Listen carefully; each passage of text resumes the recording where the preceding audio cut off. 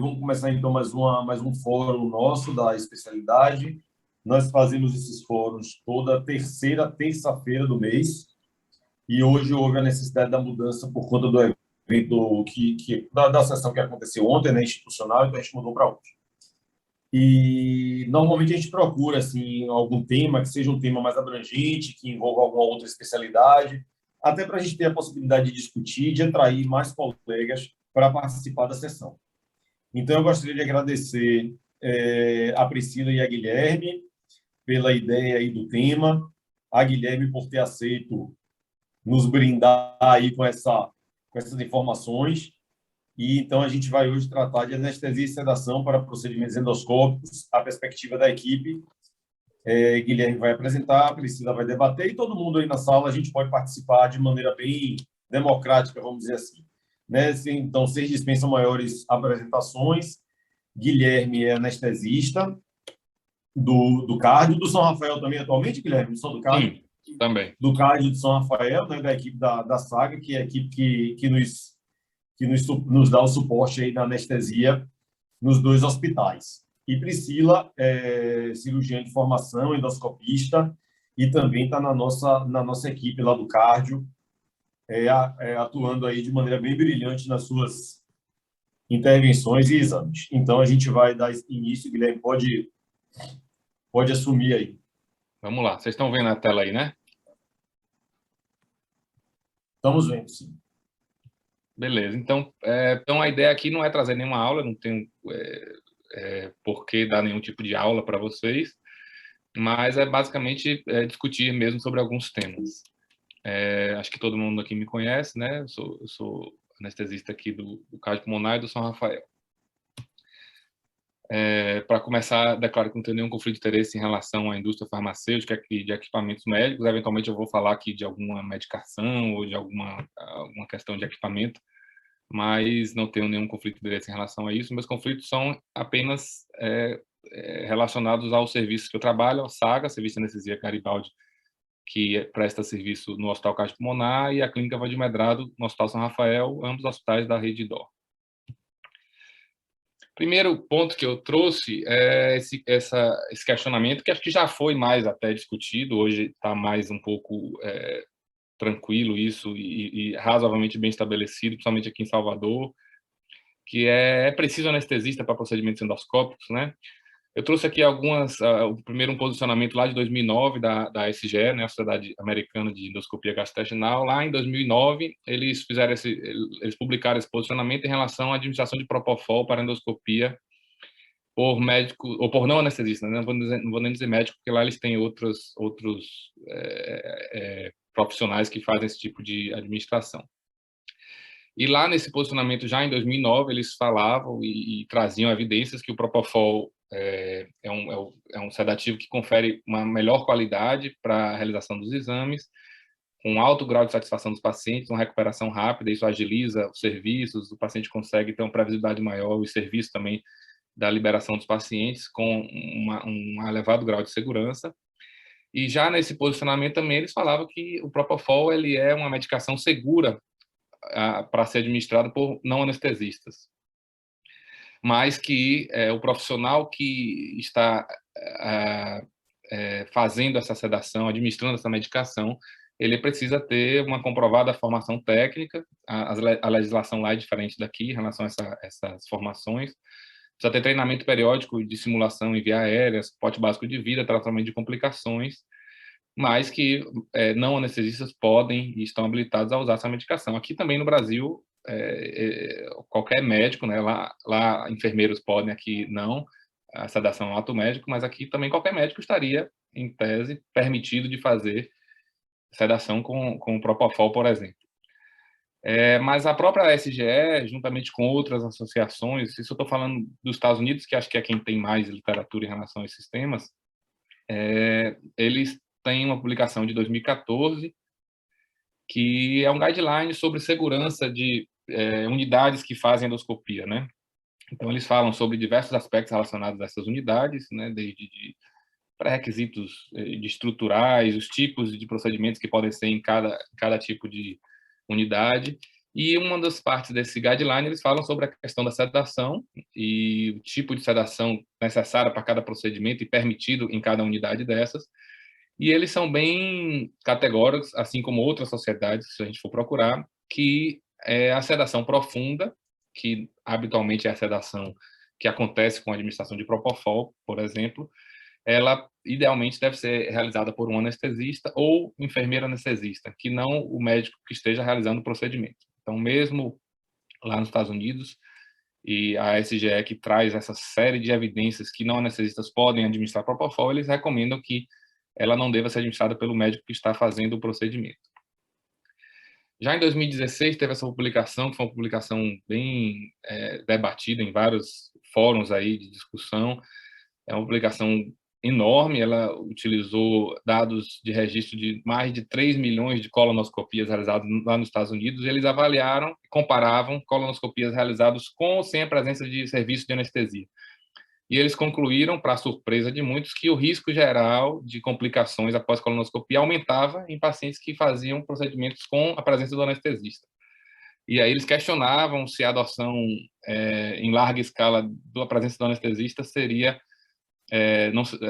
talvez não interessante em relação a esse contexto de aumentar o risco de complicações.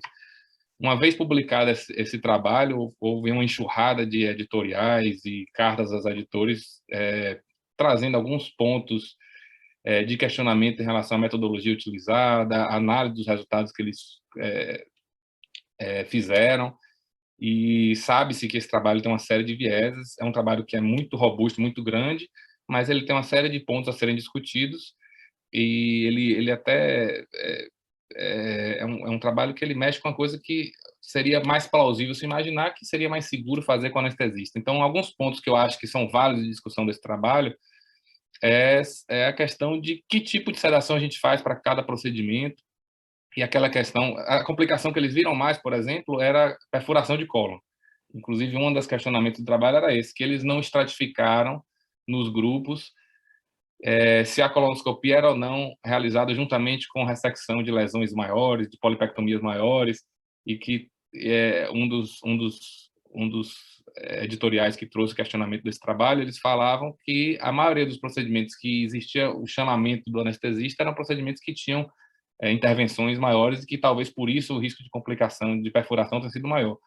Mas mesmo assim, eu acho que cabe um ponto a ser discutido aqui, que é a profundidade da sedação que a gente faz, né? Isso parece ser bem demonstrado, que quanto mais profunda a sedação, maior o risco do paciente. Então, às vezes, a gente está lá fazendo sedação para colono, aí está por algum motivo tendo dificuldade, o paciente tem cirurgia prévia, o colo é mais difícil, precisa de estender mais, precisa forçar um pouco mais, aí o paciente reage um pouquinho, a gente vai lá e seda mais. Aí vai mais, vocês vão dando continuidade, ceda mais um pouco. E talvez nessa sedar mais, você possa aumentar o risco de complicação de perfuração desse paciente. Então, eu acho que esse trabalho, apesar de algumas questões metodológicas, ele traz alguns pontos que são válidos a gente discutir. Mas e aqui no Brasil, como é que funciona isso? A gente sabe, no Brasil, no mundo todo, e principalmente no Brasil, que não tem anestesista disponível para todos os procedimentos endoscópicos que seriam realizados, principalmente no SUS, mas a gente tem aqui algumas legislações, né, notadamente resoluções do Conselho Federal de Medicina e da Anvisa, que falam sobre essas questões. Então, lá em 2003, tem essa resolução do CFM, que ela ainda é vigente, apesar de ser antiga, que ela fala que sedação profunda deve ser realizada, ela fala basicamente sobre sedação profunda, e que essa deve ser realizada por um profissional que não está fazendo o procedimento para o qual a sedação está sendo feita, né? Isso é bem categórico na resolução. Em 2013, tem a resolução da Anvisa, o RDC da Anvisa, que fala sobre as boas práticas de funcionamento do serviço de endoscopia, né? Semelhante ao que foi publicado lá pela SGL, fala sobre os tipos de unidades, unidade tipo 1, 2, 3, o que cada unidade está apta a fazer, quais são as estruturas mínimas que cada unidade deve ter. E nessa resolução também eles falam que as unidades que fazem procedimentos sob sedação profunda, ou anestesia geral, esses procedimentos sob sedação profunda precisam ter um outro médico, eles não especificam que precisa ser anestesista, mas precisa ter um outro médico habilitado para fazer essa sedação, que não o mesmo médico que está fazendo a endoscopia. E agora, mais recente, em 2017, a resolução mais atual do Conselho Federal de Medicina sobre a prática da anestesia, sobre o ato anestésico, ela trouxe um artigo bem polêmico que já gerou uma série de cartas aí de sociedade, da própria SOBED, carta de médicos para os CRMs dos seus estados. Essa resolução ela recomenda um segundo médico para qualquer sedação. Isso foi bem polêmico. E ela fala, recomenda um segundo médico, preferencialmente um anestesista.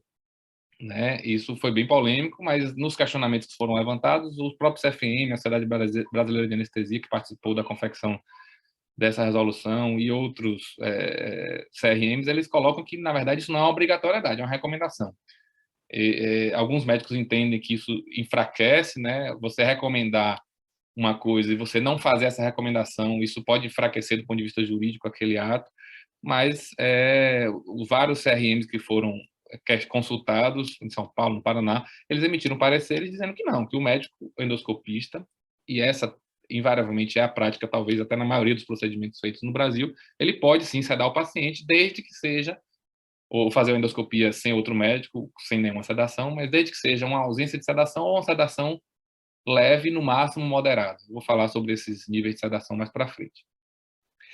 Mas que, em caso de sedação profunda, é preciso, sim, de acordo com as outras resoluções, com a própria RDC do serviço de endoscopia, em caso de sedação profunda, ou seja, se é utilizado o Propofol, que ele até pode ser usado em sedação leve, mas o índice terapêutico do Propofol ele é muito estreito, então a transição de sedação leve, moderada, profunda e até anestesia geral com Propofol ela é muito tênue, e às vezes na mesma dose em um paciente ele faz anestesia geral ou faz sedação profunda. Então, nesses casos, precisa sim do segundo médico e, de acordo com as resoluções, preferencialmente um anestesista.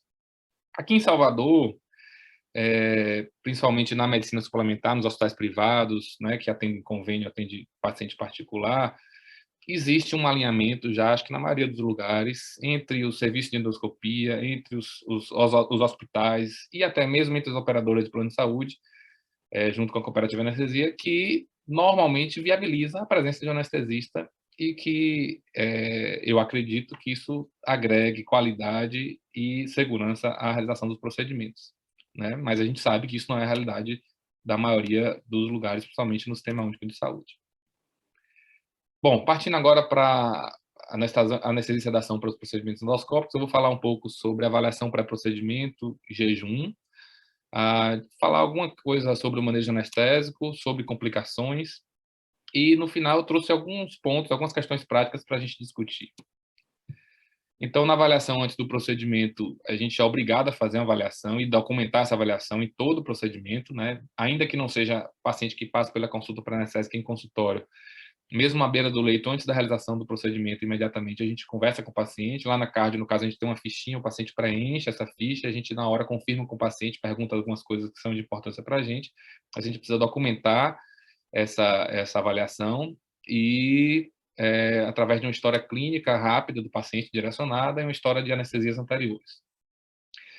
Baseada nessa avaliação, precisamos estratificar e classificar o risco do paciente, pelo menos com a classificação de ASA. Vocês conhecem a classificação Sociedade Americana de Anestesia. A utilização de exames complementares antes da anestesia, seja exames laboratoriais, exames cardiológicos, exames de imagem, eles precisam ser direcionados a cada paciente e ao procedimento que vai ser realizado, né? Não necessariamente o paciente precisa ter exames.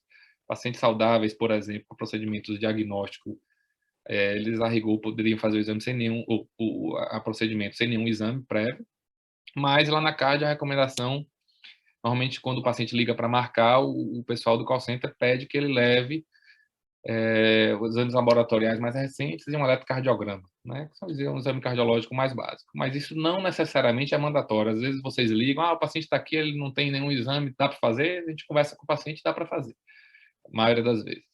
Mas, de uma maneira geral, eles levam, né? A maioria dos pacientes nossos lá, eles são pacientes bem acompanhados pelos seus médicos clínicos, eles têm exames periódicos e a gente pede sempre que leve esses exames para a gente avaliar. A nossa avaliação também, ela sempre é bastante direcionada para a avaliação da via aérea, e a avaliação da via aérea vai interferir para a gente em algumas questões, até em relação à decisão do tipo de sedação e da interação com vocês. E em relação ao jejum, habitualmente é seguido, assim como o nosso protocolo lá da Caixa Pulmonar, as recomendações da Sociedade Americana de Anestesiologia. A última publicação deles em 2017 é a publicação, inclusive, mais recente que tem de guidelines de grandes sociedades sobre jejum pré-procedimento, pré-sedação. Eles falam que 2 horas para líquidos claros, não incluindo álcool, 4 horas para leite materno, no nosso caso lá a gente não faz criança, 6 horas para leite não humano, fórmulas infantis ou refeições leves, e 8 horas para refeições habituais, né, refeições maiores, com frituras, com gordura ou com carne.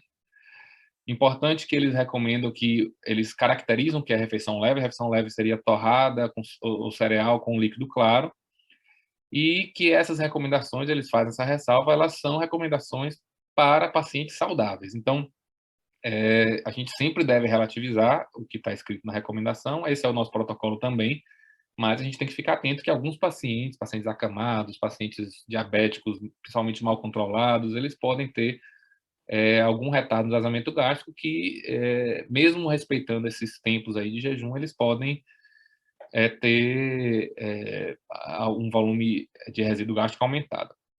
Eu trouxe uma observação importante em relação a essas medicações, que são medicações cada vez mais utilizadas, Ozempic, Victoza, Saxenda, são medicações antidiabéticos injetáveis não insulínicos, análogos de LP1, e essas medicações, elas estão na moda porque elas não só servem, apesar de elas serem indicados bula, né, para diabetes, elas têm utilização off-label bastante frequente para emagrecimento, porque elas são medicações que elas têm como efeito dela um retardo do vazamento gástrico e uma sensação de plenitude, o paciente come menos. A grande questão é que, com a utilização dessas medicações e por esse efeito dela, não é desprezível o risco de pacientes que estão usando elas, eles terem retardo importante do vazamento gástrico, e eu já vi pelo menos 2 vezes, paciente quando você entra para fazer endoscopia, quando você vai ver, o estômago está cheio de comida ainda, mesmo com jejum de 8, 10, 12 horas. E quando você vai olhar, o paciente estava usando dessas medicações. Então, a gente tem batido nisso, de reforçar com os médicos solicitantes dos exames, que muitos deles são vocês mesmo, que em pacientes que estão usando essas medicações, principalmente se é apenas para emagrecimento, porque a gente sabe que o paciente que usa elas para diabetes, eles têm um benefício importante no controle glicêmico. Então, a literatura ainda recomenda que essas medicações sejam mantidas, apenas que a gente fique atento a esse risco. Mas eu acho que para endoscopia e para pacientes que usam apenas para emagrecimento, idealmente essas medicações elas devem ser interrompidas, principalmente o Ozempic, que ele tem um tempo de ação longo, ele tem uma meia-vida de 7 a 14 dias, ela é uma medicação administrada pela recomendação de bula uma vez por semana. Então, essa medicação, idealmente, o paciente deve ir para o exame tendo interrompido pelo menos uma dose, a última dose, que geraria um tempo de 7 a 14 dias de interrupção da medicação, diminuindo um pouco o risco de resíduo gástrico aumentado nesses pacientes. Um outro ponto em relação ao jejum, especificamente nas colonoscopias, é a questão do preparo, né? Aqui na cardiopulmonar, e acho que a maioria dos lugares em Salvador, o preparo é feito com manitol. Se você vai buscar na literatura qual o tempo de jejum com manitol, a gente não encontra essa resposta. O manitol, ele é um líquido claro, a gente vê na literatura mundial, muito em relação aos outros preparos, eles continuam, as outras fórmulas de preparos, eles consideram elas como um líquido claro, e 2 horas de jejum seria suficiente. Mas o manitol, a gente vê algumas vezes paciente com 2 horas de jejum, de ter terminado o manitol, o estômago com um volume considerável de líquido ainda. E aí, eu agora, para fazer essa aula, eu fui mais uma vez fazer essa busca, que volta e meia eu faço isso, a gente até já revisou isso, porque a gente fez um projeto de pesquisa para ver essa questão de resíduo gástrico pós-manitol, acabou que não tocou esse projeto ainda, mas saiu essa publicação na Clinics, no final do ano passado, que foi do grupo lá da USP, justamente avaliando o pH e resíduo gástrico após preparo de colo com manitol. Então, achei bem interessante que eles fizeram um estudo prospectivo randomizado, comparando a colonoscopia feita 3 horas versus 6 horas após a ingestão da última dose do manitol. Eu não sei qual foi a dose que eles usaram, depois a gente pode até ver isso. Mas eles viram que a conclusão geral do trabalho deles, eles usaram 50 pacientes em cada grupo, não é um estudo tão grande, mas que para o que eles calcularam lá, o poder estatístico, seria suficiente. e eles viram que não houve diferença entre os dois grupos do volume gástrico em pacientes que tinham usado o manitol a 3 horas versus a 6 horas, e nos dois grupos a média do volume gástrico era um volume seguro, então seria tranquilo de fazer colono 3 horas após o uso do manitol. Mas quando eles estratificaram os pacientes em comorbidades, em nenhuma das comorbidades, obesidade, hipertensão, não tinha diferença também entre os grupos e era seguro com 3 horas, mas quando eles avaliaram pacientes diabéticos, o volume gástrico era em torno de 3 vezes maior nos pacientes que tinham só 3 horas de manitol versus os que tinham 6 horas de manitol, e a média de volume gástrico no grupo de 3 horas era em torno de 150 ml de líquido, média. Então, tinham pacientes que tinham mais do que 150. Óbvio que tinham menos, mas tinham pacientes que tinham mais de 150 ml. E qual é o volume gástrico que é importante e que aumenta o risco de regurgitação e broncoaspiração? Essa resposta não existe na literatura, mas a maioria dos trabalhos fala que um volume maior do que 1,5 ml por quilo, então um indivíduo de 70 quilos em torno de 100 ml, já traria um risco aumentado para aquele paciente. Então, esses pacientes, por exemplo, nesse trabalho aí da USP, diabéticos com 3 horas de manitol, algum desses pacientes estariam com risco aumentado. Lá na CARD, o nosso protocolo, até onde eu saiba, ele fala que 4 horas do manitol para pacientes que não vão fazer endoscopia junto com a colonoscopia e 3 horas para aqueles que vão fazer endoscopia, uma vez que o endoscópio entra e aspira o resíduo gástrico que eventualmente exista. Então, acho que está de acordo mais ou menos com que esse único trabalho que eu encontrei preconiza. Mas acho que a gente tem que ficar atento nos pacientes diabéticos, alguns deles ponderar, né? O paciente é diabético, não controla bem, ver como é que foi o preparo, ele vomitou, ele teve trabalho para limpar, demorou. Talvez esse paciente tenha um retardo de vazamento gástrico e a gente pode, eventualmente, talvez considerar, mesmo com 4 horas de manitol, entrar e aspirar o estômago nesses pacientes. Mas acho que o nosso protocolo está adequado, né? Bom, em relação ao manejo anestésico, a gente, de monitorização básica para todo paciente, a gente precisa pelo menos eletrocardiograma, oximetria de pulso, pressão arterial não invasiva. Em caso de anestesia geral e intubação, é obrigatória a capnografia. Em relação à escolha da técnica anestésica, vai depender do procedimento do paciente, né? A gente vai oscilar desde uma sedação leve, que seria, vou agora definir o que seriam esses níveis de sedação. Sedação leve é a sedação que o paciente está acordado, a gente faz apenas ansiólise dele, ele faz algum sedativo mais leve, que ele fica mais calmo, mas ele está acordado e colaborativo e conversando.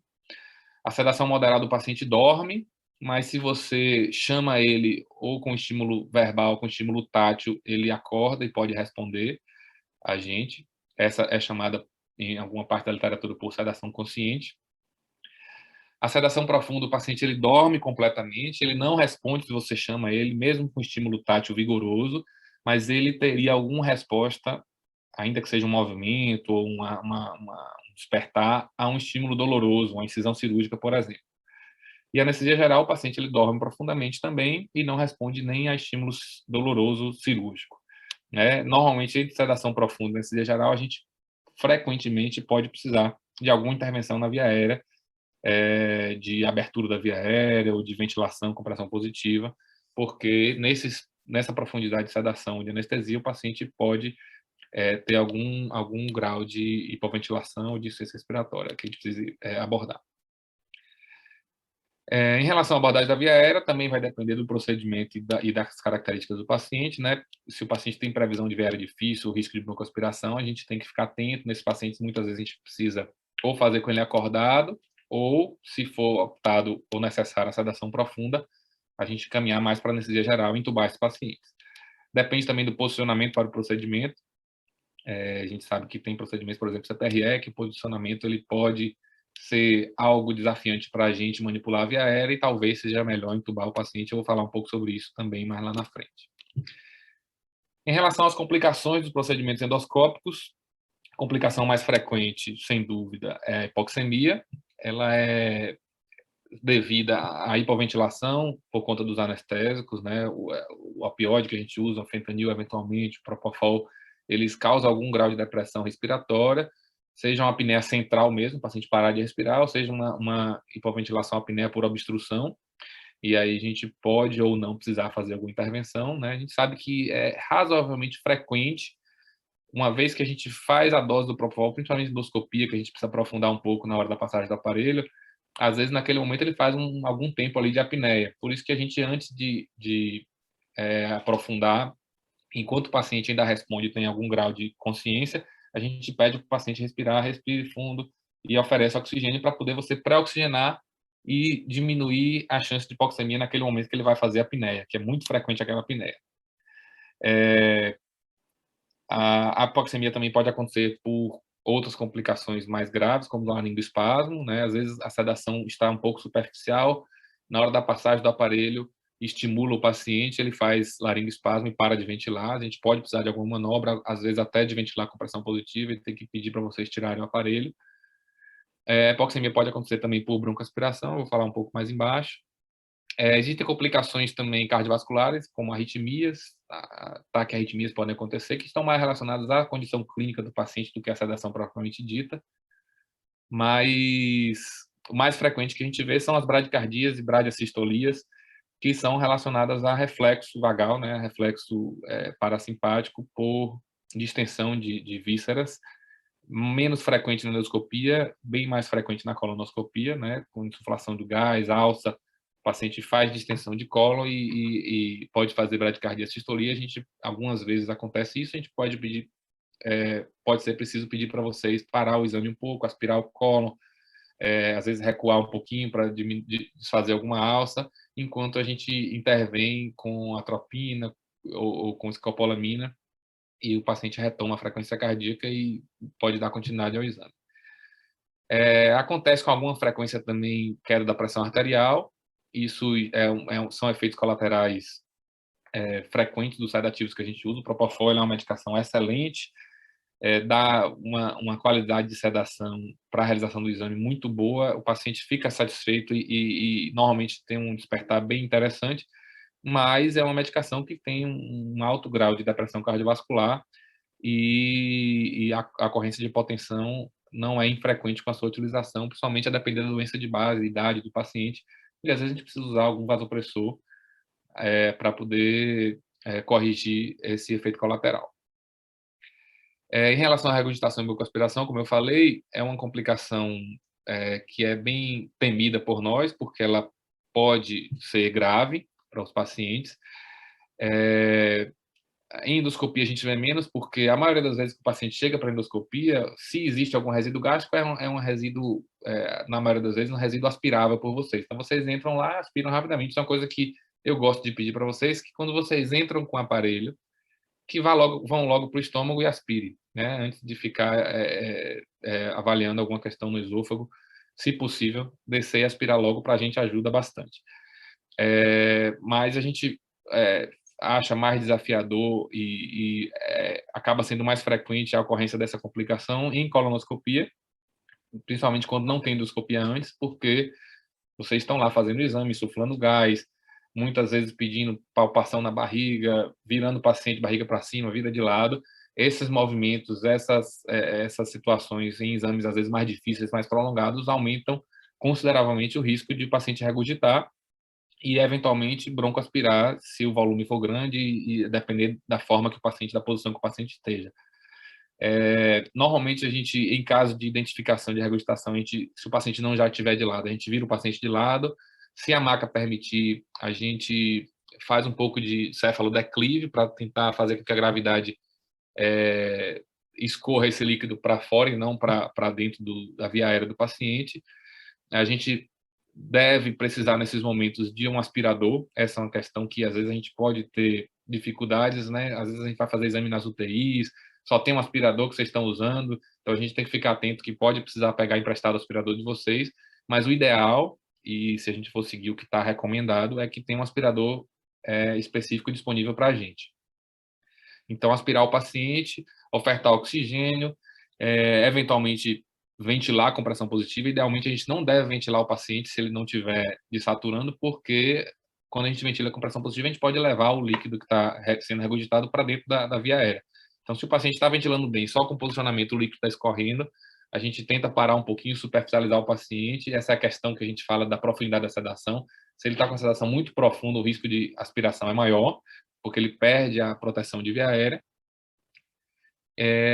E em casos mais raros, a gente pode precisar ventilar o paciente, eventualmente até intubar, e essa complicação é uma complicação desagradável bastante, porque a maioria das vezes o paciente vem de casa para fazer o procedimento e voltar para casa. Então, eventualmente, se a broncoaspiração acontece, a gente vai precisar tratar aquele paciente algumas vezes. A maioria das vezes essas broncoaspirações são leves, porque normalmente o paciente, se tem algum resíduo, é pouco, e é somente líquido, né, que normalmente não causa tanta gravidade na broncoaspiração, mas o paciente pode ficar com algum grau de ciência respiratória, pode precisar ficar mais tempo, deve ficar mais tempo em observação antes de ir para casa, ou pode até mesmo precisar internar. Já tive casos de paciente que aspirou um volume considerável, precisou internar em UTI, passou 2, 3 dias no hospital para tratar as complicações da broncoaspiração.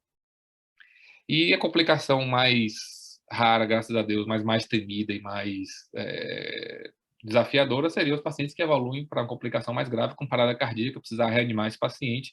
E nesses momentos a gente precisa de interação com vocês, né? Vocês são os outros médicos que estão na sala, nós somos o médico que está responsável pela sedação e monitorização do paciente, mas a gente precisa da ajuda do outro médico, então é interessante sempre que vocês tenham algum grau de conhecimento e de treinamento com suporte de vida, suporte básico, suporte avançado de vida. Nesse momento, nós que acabamos ficando responsáveis por ditar as etapas da reanimação, mas a ajuda de vocês é sempre necessária e bem-vinda, juntamente com o pessoal de enfermagem, que também deve estar treinado para esse tipo de complicação. Bom, agora, para finalizar, eu trouxe algumas questões práticas para a gente discutir, né? Em qualquer momento, se vocês quiserem, podem interromper, ou se quiserem deixar para o final, vocês que sabem. Mas, primeiro, em relação à consulta pré-anestésica, quando fazer, quando não fazer, o exame pode ser feito no centro médico, deve ir para o hospital. Como é que acontece isso?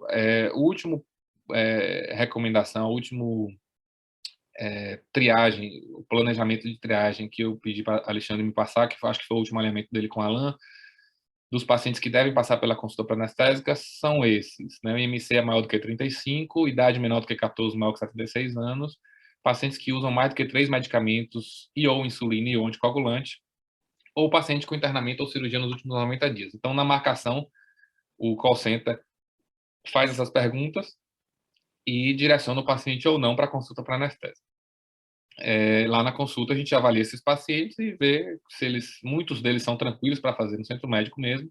Alguns deles a gente, invariavelmente, pode precisar mandar para o hospital, para fazer no hospital, por conta do risco de complicações, que ainda que raras,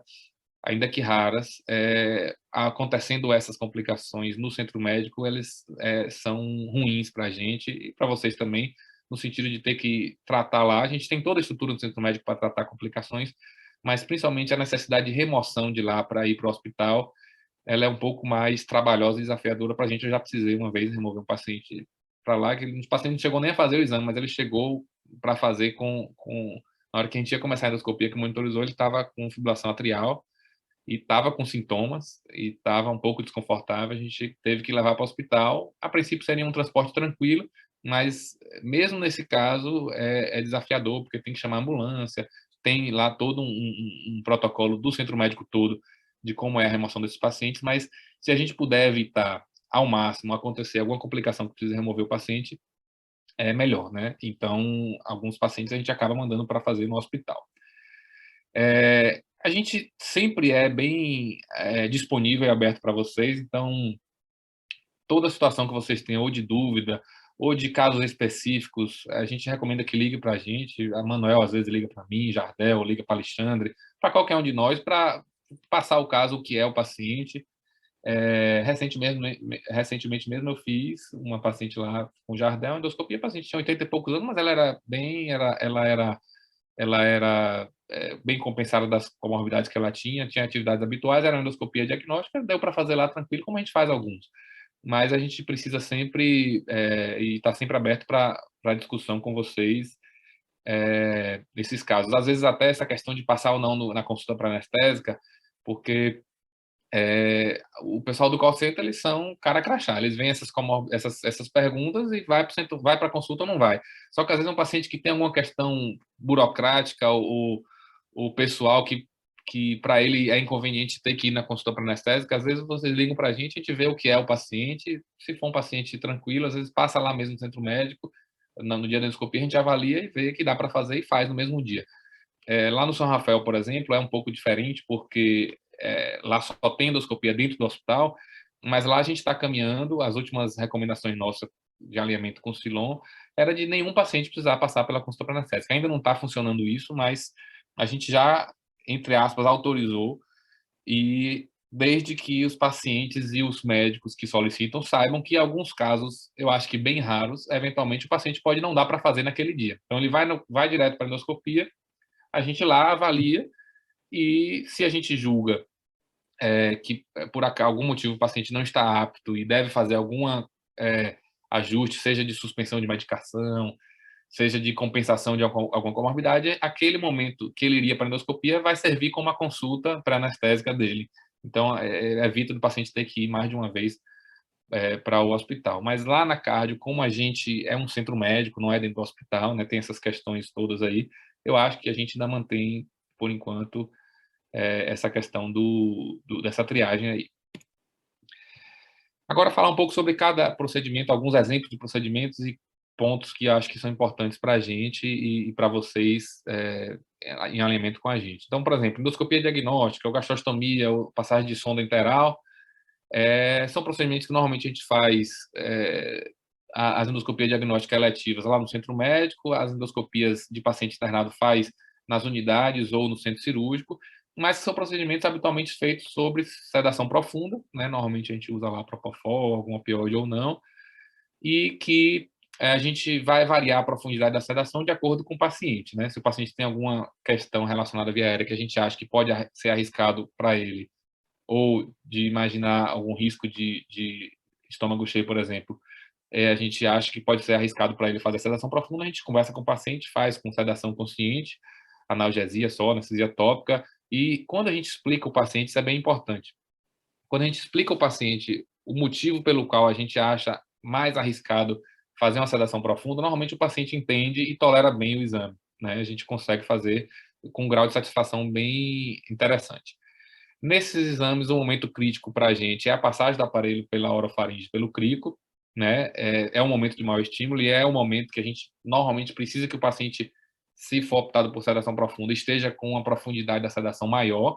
Então, a gente pede sempre para vocês que esperem um pouco, o paciente está em um plano de sedação suficiente, ou que a gente imagine suficiente para ele não reagir à passagem do aparelho, né? Então, a gente faz a dose, às vezes pacientes mais idosos a gente precisa ir mais devagar, então preciso que vocês tenham um pouco de paciência na hora de entrar com o aparelho, esperar um pouquinho, a gente vê o paciente se ele já está bem sedado, bem relaxado, testa reflexo córneo-palpebral, então o paciente está bem dormindo, tranquilo, com reflexo córneo-palpebral abolido, normalmente ele tolera bem a passagem do aparelho. Nas colonoscopias eletivas, que normalmente são feitas lá no centro médico também, a gente sempre avalia as condições clínicas relacionadas ao preparo do paciente, pergunta a ele como é que foi o preparo, se foi tudo bem, teve alguma intercorrência, se vomitou, se o preparo foi lento, se ele tem algum risco de maior, que a gente imagine, de ter resíduo gástrico aumentado, o tempo de jejum dele, seja para a última ingestão líquida ou a última ingestão do monitor, a gente também tem que ficar atento a isso, por um daqueles motivos que eu já falei, e a depender também do paciente e do procedimento, a gente avalia a profundidade de sedação, atenção ao reflexo vagal, que eu já comentei aqui, né, e a gente interage sempre com vocês em relação a isso, e o risco de regurgitação, que pode levar a broncoaspiração ou laringoespasmo. Interessante que a regurgitação, às vezes, pequenos volumes de regurgitado, eles podem não ter importância do ponto de vista de broncoaspiração, mas eles são, às vezes, o gatilho para um laringoespasmo, né? Mesmo colono, que não tem estímulo de orofaringe, mas um pouco de líquido na orofaringe, no paciente que está com uma sedação mais superficial, ele pode desencadear laringoespasmo e a gente precisar fazer alguma abordagem nesse paciente. Então, a gente tem que estar atento a essa questão da regurgitação. O posicionamento do paciente, para a gente, sempre é melhor que o paciente da cubo lateral. A gente sabe que em alguns momentos vocês podem precisar virar o paciente, mas para a gente é sempre melhor da cubo lateral. A questão do aspirador, que é interessante que tenha disponível para a gente, lá no centro médico a gente tem, assim como no centro cirúrgico. E a outra questão e complicação, que é uma complicação não de sedação, mas uma complicação endoscópica, mas que algumas vezes frequentemente interfere com a gente, é a complicação de perfuração do cólon. Eu já tive 2 ocasiões, uma perfuração de cólon, que o paciente fez pneumoperitônio hipertensivo e faz uma estabilidade hemodinâmica na hora. O paciente, em alguns momentos, ele pode até evoluir para um choque com parada cardíaca por pneumoperitônio hipertensivo. Você tem diminuição, compressão das vísceras, dos vasos abdominais, diminuição do retorno venoso, o paciente bate o coração no vazio. E é uma emergência que a gente precisa atuar na hora, vocês pararem o exame, aspirar e funcionar o abdômen para drenar esse pneumoperitônio com um gel calibroso, enfim. Isso, as 2 ocasiões que eu fiz, a gente precisou puncionar o paciente, depois o paciente teve que ir para o centro cirúrgico para rever essa questão da perfuração. Existem perfurações, principalmente lá mais baixas, em órgãos retroperitoneais, né, reto e uma parte do sigmoide, que elas podem não levar pneumoperitônio hipertensivo. Então, se a gente identifica a perfuração, vocês identificam na hora a perfuração, conversam com a gente vê, palpa o abdômen, vê como é que está o paciente, hemodinâmica. Algumas vezes vocês conseguem tratar lá por via endoscópica mesmo, mas quando acontece pneumoperitônio mais hipertensivo, a gente é uma situação desafiadora para nós e que precisamos estar em interação sempre com vocês. Em situações de exame de urgência e emergência, a gente também tem algumas peculiaridades, né? Por exemplo, impactação alimentar. O paciente está lá com alimento impactado, normalmente, ou com corpo estranho também, normalmente esses pacientes, a gente tem que ter bastante atenção em relação à via aérea e a tipo de sedação que a gente vai fazer. Habitualmente, a gente tenta fazer com o paciente acordado para ver qual é a situação lá, ou se vocês já imaginam que é um procedimento que vai dar mais trabalho para tirar esse alimento impactado, vai ter que ficar entrando e saindo com o aparelho várias vezes, irrigar, usar aquelas baskets para tirar, esse paciente vai precisar ser entubado e fazer sobrancelha geral no centro cirúrgico. Corpo estranho também, a gente sempre avalia com vocês o que é o corpo estranho, onde está o corpo estranho, se é um corpo estranho que vocês imaginam que vai ser facilmente retirado com uma pinça, por exemplo, pode ser possível fazer somente com sedação, mas se a gente está em dúvida ou pensa em risco de dificuldade para a retirada do corpo estranho, a gente pode precisar também fazer com anestesia geral, intubação. As situações de hemorragia digestiva, né? Seja aquelas situações bem frequentes que a gente vê, queda de hemoglobina, assim, está internado há um tempão por outras doenças, está com queda de hemoglobina, mas ele está estável, não tem esterilização de sangramento. Às vezes, esse paciente, a gente vê lá, palpa abdômen, está flácido. Esses pacientes, frequentemente, dá para a gente fazer somente com uma sedação que a gente faz habitual para endoscopia letiva. Mas os pacientes que estão com hematêmese, melena franca, ou algum grau de instabilidade, ou ele tem uma queda importante da anemia com anemia aguda, da hemoglobina com anemia aguda grave, esse paciente, ele pode, apesar de, não, às vezes, os que não têm hematêmese, por exemplo, ele pode ter sangue no estômago, no duodeno, e pode ser um paciente com risco de regurgitação e broncoaspiração. Então, muitas vezes, esses pacientes a gente tende a fazer, se for um paciente colaborativo, com ele acordado, pelo menos até vocês verem o que é que está acontecendo, e para situações que vocês já imaginam que vai ter intervenção, ou que vocês entraram e viram que vai precisar fazer uma intervenção mais demorada e mais desconfortável para o paciente, é interessante a gente parar ali, leva para o centro cirúrgico, ou intuba, se for na UTI, ou dependendo de seja, intubar o paciente, fazer com anestesia geral, com a via aérea protegida, é mais seguro. Mas quando a gente fala lá que é porque que conversa com o paciente, explica o motivo e conversa com vocês o motivo pelo qual a gente está fazendo com ele acordado, por exemplo, normalmente os pacientes toleram bem e vocês conseguem fazer o exame também de maneira razoavelmente tranquila com o paciente acordado. Por fim, a CPRE, eu não vou falar de outros procedimentos que a gente não faz no hospital ainda, mas na CPRE é um exame que é feito lá por vocês. Existe essa discussão da abordagem na via aérea na CPRE. Eu sou um dos que acaba fazendo frequentemente com pacientes sem estar entubado, né? Apenas sob sedação, para uma endoscopia, como para uma endoscopia, por exemplo, mas a gente sabe, tem colegas lá no São Rafael, por exemplo, o Rodrigo, quem conhece, ele, que é o coordenador da residência, ele faz todos os pacientes com anestesia geral entubado, CPRE. Ah, mas é só uma rápido, uma inspeção e tal. Não, ele faz tudo com entubado. Eu já tendo a ponderar caso a caso. Isso também era um dilema que não tinha evidência na literatura, mas eu vi agora também que teve essa publicação na Gastrointestinal de 2019, que foi um trabalho que comparou procedimentos de CPRE, mas eles só entraram no trabalho pacientes que tinham algum risco de complicação respiratória. Eles têm lá os scores, a estratificação de risco que eles consideravam. Nesse trabalho, eles fizeram metade dos pacientes com intubação, metade sem intubação, e viram que a incidência de complicações era consideravelmente, era uma coisa bem proibitiva, quase você dizer que você faz o paciente sem estar entubado. Então, o risco de complicações foi muito menor nos pacientes que tinham via aérea protegida. E esse trabalho recomenda com algum grau de veemência que pacientes que você imagina que possa ter risco de complicação respiratória, você deve fazer entubado.